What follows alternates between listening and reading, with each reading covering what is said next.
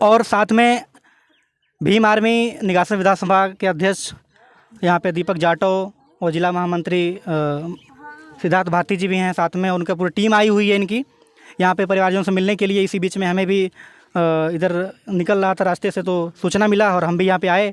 जाने आप विधानसभा इस अध्यक्ष हैं? जी, भीम आर्मी से विधानसभा अध्यक्ष दीपक जाटव। आप यहाँ परिवार से मिलने आए? जी, मिले, बात किए? जी, क्या लगा आपको? देखिए, परिवारजनों से मैंने बात की और परिवारजनों का कहना है कि जो अभी एक बाइट चल रही है, सदर के जो सर्किल ऑफिसर हैं उनकी बाइट है कि लड़की की हत्या की गई है गला दबा करके, लेकिन परिवारजनों का कहना है कि उसके साथ दरिंदगी की गई है, बलात्कार किया गया है, उसके आँखों पे चोट है, उसका जो बैग इस तरीके से पड़ा हुआ था, उसकी जो बॉडी थी वो इस तरीके से पड़ी हुई थी कि पूरा घर वालों का कहना है कि उसके साथ बलात्कार हुआ।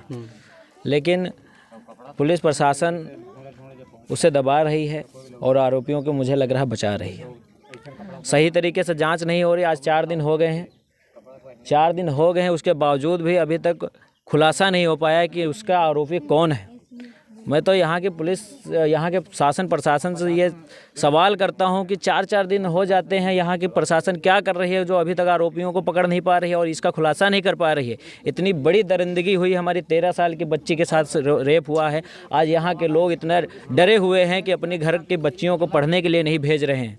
आज 4 दिन हो गए, यहाँ के बच्चे सब घरों में अपने बैठे हुए हैं। तो ये सरकार क्या कर रही है? मैं तो योगी प्रधानमंत्री, यहाँ के प्रदेश के मुख्यमंत्री जी से कहना चाहता हूँ कि अगर आपको इस प्रदेश का शासन व्यवस्था, इस प्रदेश के मुख्यमंत्री, प्रदेश नहीं चल रहा है आपसे, तो आप इस्तीफा दे दीजिए मुख्यमंत्री पद से। कब तक हम लोग अपनी बहन बेटियों के इस तरीके से इज्जत लुटते देखते रहेंगे? बताओ, 2 किलोमीटर दूर मदरसा है, वहाँ हमारी बहन जाती है पढ़ने के लिए। बताओ, बीच में दबोच लिया जाता है दरिंदों के साथ दरिंदों के कितना तरीके। अच्छा, सरकार का नारा है बेटी बचाओ बेटी पढ़ाओ और घर घर जल नल का तमाम तरह से योजनाएं लेके आती है सरकार। जब समाज में ऐसी घटनाएं घटती रहेंगी तो उन तमाम योजनाओं का क्या? और अभी दीपक जी ने बताया कि जिस प्रकार से 100 को आप देख सकते होंगे, आप देखे भी होंगे उस समय, लेकिन वर्तमान में जो पोस्टमार्टम की रिपोर्ट कहा गया कि गले से गला दबा कर हत्या किया गया, इसमें कितना सच्चाई नज़र आ रहा है इस रिपोर्ट में? और हकीकत में जो आपने देखा उसमें क्या सच्चाई नज़र आ रहा है? इसमें हमें लग रहा है कहीं ना कहीं सरकार के इशारों पे काम हो रहा है, क्योंकि आज जो सरकार है वो एक जाति विशेष के लोगों की सरकार है।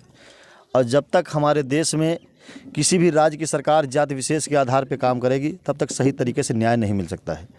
और हमें पूरी तरीके से ये विश्वास में लेना होगा कि इस सरकार से हमें न्याय मिलना नहीं है, कभी भी नहीं मिलेगा। क्योंकि एक तो बहन हमारी मुस्लिम समाज की है और ज़्यादातर मुस्लिम समाज को टारगेट किया जा रहा है पूरे उत्तर प्रदेश में। ये सरकार मुस्लिम विरोधी सरकार है, ऐसा नहीं होना चाहिए। बाबा साहब के संविधान से सभी को न्याय, सभी को सम्मान पाने का पूरा अधिकार है। जिस प्रकार से देश में हिंदू बनाम मुस्लिम का जो एक षड्यंत्र जो चल रहा है, लोगों में फूट डालना और उनके अंदर नफ़रत की राजनीति करना, नफ़रत पैदा करना, ऐसे में एक अल्पसंख्यक परिवार में इस प्रकार से घटनाएं घट जाना, उस घटना का कितना आवाज़ उठ पाता है, कितना आवाज़ आगे बढ़ पाता है। वहीं कहीं बड़े परिवार में से घटनाएं घटती हैं तो मामला बहुत बड़ा हो जाता है। लोग, बड़े लोग वहाँ उसको देखने चले जाते हैं, क्या हुआ है, आश्वासन देने चले जाते हैं। लेकिन यहाँ कैसे लोग, आप यहाँ के लोकल के हैं, कैसे लोग आए, क्या आश्वासन दिया? ऐसा कुछ आप भी यहाँ पे हैं, कैसा कुछ हुआ क्या? कुछ नहीं हुआ सर। कोई ऐसा बाहर का कोई नेता, विधायक, मंत्री, सांसद, कोई ऐसा नहीं आपसे संपर्क किया, ना कोई आपसे बात किया? ना सर, कोई नहीं। में से घटनाएं घटी हैं, आपको कुछ आश्वासन दिया हो, ऐसा कुछ? नहीं, कोई नहीं आया सर। ऐसा कोई नहीं आया? कोई नहीं आया सर।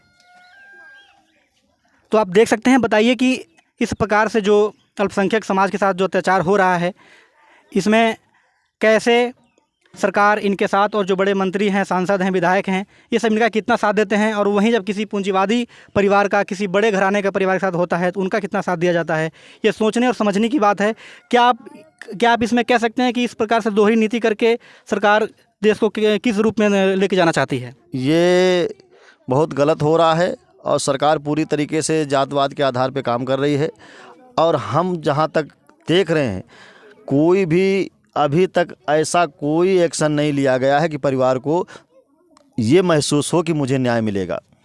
मेरी कोशिश है कि भीम आर्मी पूरी ताकत से, पूरे विश्वास से जो सामाजिक परिवर्तन की लड़ाई महापुरुषों ने लड़ने का काम किया है, उसी आधार पर अन्याय के खिलाफ भीम आर्मी लड़ रही है।